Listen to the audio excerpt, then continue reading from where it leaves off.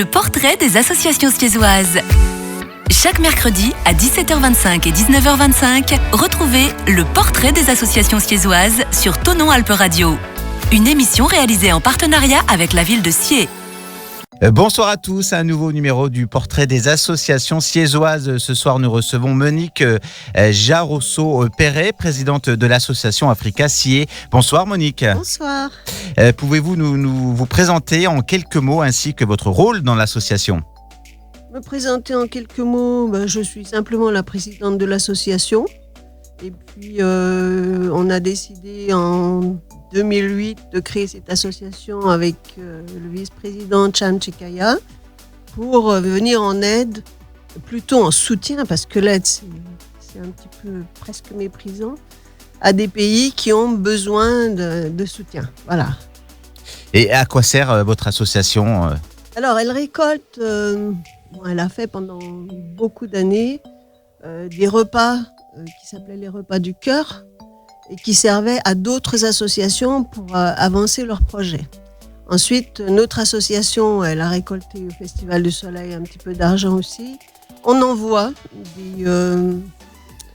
par l'intermédiaire de prêtres qui se trouvent à Zurich, tout le matériel médical que l'on peut récupérer de droite et de gauche.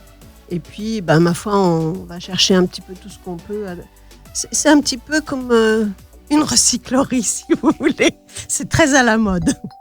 Et depuis combien de temps existe Africa Sié ? 2008. 2008 ? Et quels sont les projets que vous avez pu réaliser ?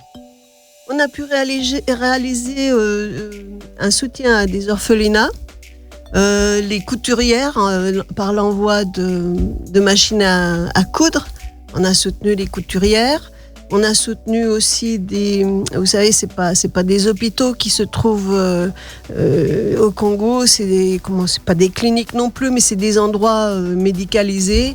Donc on envoie des draps, on envoie tout ce qu'on peut trouver comme matériel médical, on envoie là-bas.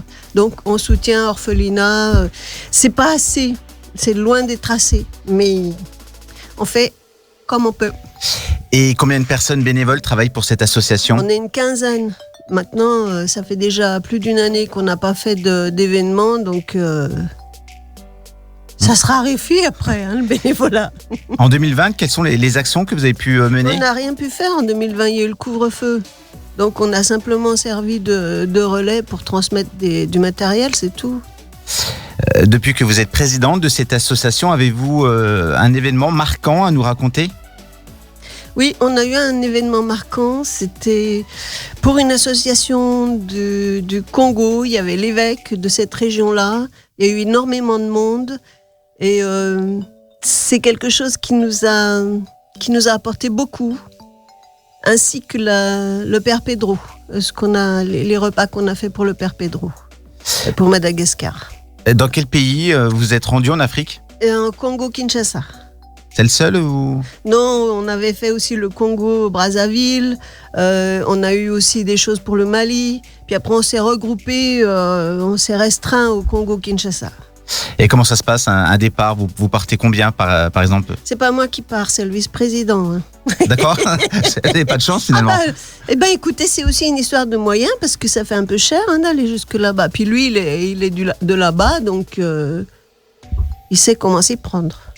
Quels sont les futurs projets que vous avez envie encore de réaliser avec cette association ? Alors, le projet de toute ma vie, ce serait d'ouvrir un centre pour les enfants des rues à Kinshasa, où ils trouveraient des mamans pour leur faire à manger, où ils pourraient cultiver des potagers, vivre de ça déjà, qu'il y ait des formateurs pour leur donner un métier, une école, des instituteurs. C'est gigantesque, mais c'est pas pour tout de suite, n'est-ce pas ? Vous pouvez nous parler des aides que vous recevez pour faire vivre votre association ? On a eu des aides pour le Festival du Soleil de la part de la commune pendant un certain temps. Puis comme le festival s'est arrêté, on n'a pas d'aide. On n'est pas une association reconnue d'intérêt général. Vous ne recevez pas d'aide de la région, du département ? Du tout. On a reçu une fois de l'aide de la région par l'intermédiaire de... Comment il s'appelait ? L'ancien maire d'Évian.